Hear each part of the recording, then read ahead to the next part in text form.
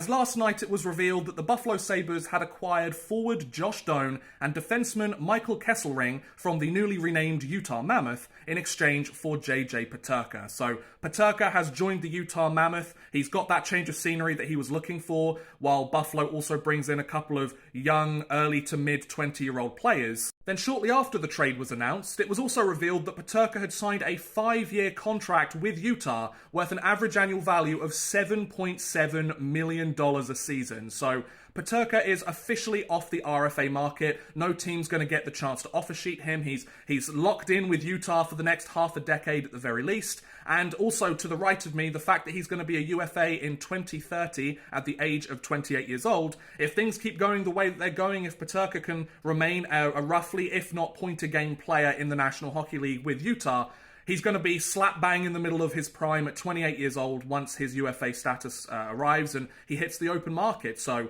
Utah very happy to pick up Peterka, and Peterka very happy to stick with them for the next half a decade and get a decent amount of money as a result. So we know that Utah acquired a 23-year-old high-potential forward, recent 27-goal scorer in the league, on a pretty solid contract, $7.7 million for the next 5 years, and all signs indicate that with the right players around him, he's only going to keep getting better and better as the years go by. But what about the Buffalo Sabres? What did they acquire in this deal? Well, first off, they had Josh Doan, who is of course son of longtime NHL legend Shane Doan. He's only a couple of weeks older than JJ Peterka, which I thought was really interesting. Their birthdays are separated by like a fortnight, and Doan hasn't quite found his place in the NHL like Peterka has these last few years.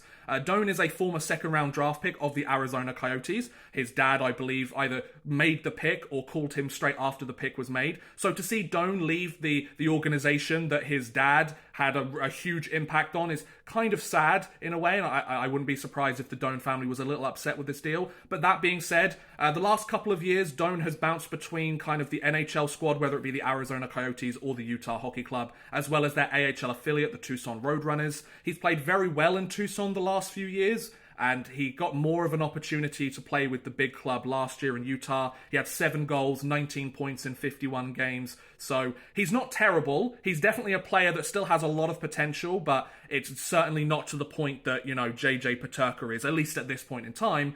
And then also the Sabres pick up Michael Kesselring, who is a 25-year-old defenseman, former 6th-round pick by the Edmonton Oilers back in 2018. And Kesselring's kind of been a very pleasant surprise for the Utah Hockey Club recently. In the 23-24 season, he had 21 points in 65 games with a +11 rating. And for a 6th-round pick, kind of jumping into a rebuilding or constant rebuilding Coyotes team, that's very impressive to say the least.